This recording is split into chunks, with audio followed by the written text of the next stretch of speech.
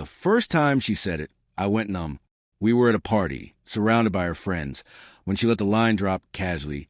"My ex was better than you." Loud enough for everyone to hear. The room exploded. Some people laughed awkwardly, others openly. I felt my dignity crack. She stood there with a smirk, clearly savoring the humiliation she dealt me. That night, I didn't argue. I only gave a faint smile and tucked every second of that shame away inside me. I'd always treated her well. I backed her dreams, supported her financially, even pulled away from friends who didn't like her. But on that day, I understood she never truly appreciated me. To her, I was a toy, someone to ridicule for her friends' amusement. I kept my anger hidden and played the quiet, composed fool, which only convinced her she'd broken me. The next day, she acted like nothing had happened. She asked me to pick her up from work, to take her shopping, to buy her a new phone. I did it all, hiding what I felt. I wanted her to think I was still under her spell. Inside, though, I was planning something she wouldn't forget. My revenge wouldn't be loud. It would be slow, patient, and crushing. I began looking into her life. I knew she held secrets she believed I'd never uncover. With some effort, I found out she was seeing that better ex in secret. She wasn't merely meeting him. She was begging him to take her back. The irony made me smile inwardly. The woman who'd mocked me publicly was desperately trying to return to someone who had already discarded her. Rather than confront her, I decided to use her own game against her. I gathered proof.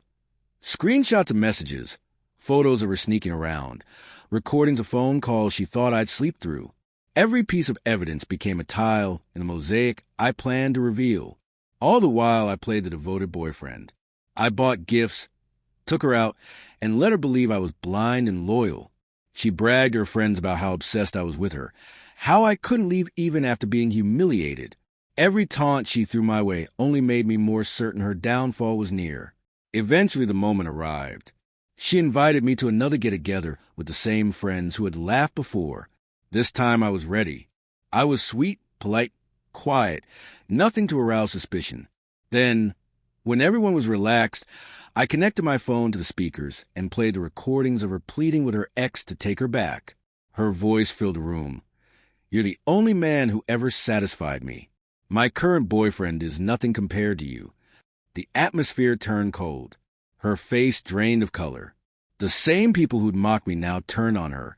Some gasped, others whispered in disgust. I'd pre-synced the screenshots of her messages to the TV.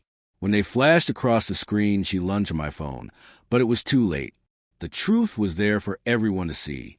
The queen who'd made me the joke became the joke herself. She collapsed into tears, begging me to stop. I stayed calm.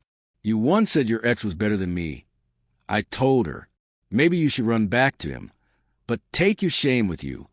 Then I left, letting her drown in the embarrassment she'd sown. The consequences were swift and brutal for her. Word spread through her circle and beyond. Friends cut her off. Her ex refused to take her back. Her reputation crumbled overnight. Once she had thrived on attention and admiration. Now she got ridicule. She turned into gossip. A fallen queen abandoned by defenders.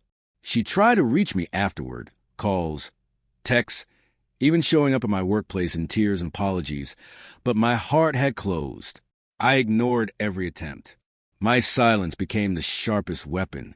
She had chosen laughter over loyalty, mockery over respect. Now she was paying the cost. In the weeks that followed, I rebuilt a life without her shadow. I focused on work, reconnected with old friends, and found a quiet satisfaction in the knowledge that justice had been done. People who once sided against me now respected how I handled things. She, meanwhile, spiraled, blocked by her ex, mocked by former friends, and shunned by anyone she tried to impress, who then learned about her betrayal. She lost everything. Not because I sought to ruin her directly, but because I unmasked who she truly was. And that truth was the sweetest part. I never had to shout or fight.